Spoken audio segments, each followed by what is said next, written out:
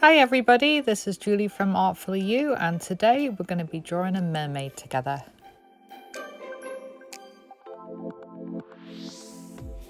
So whenever we're drawing people or animals or cartoons, we always start with the eyes.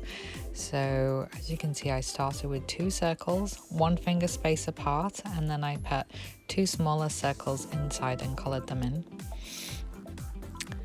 Then I did the kind of U shape for the mouth and the head, and you can see me drawing the hair and the little starfish. There's a little decoration in her hair. Now feel free to pause this video at any time or stop it and rewind so you can catch up, but hopefully it's a fairly good pace for you to follow along.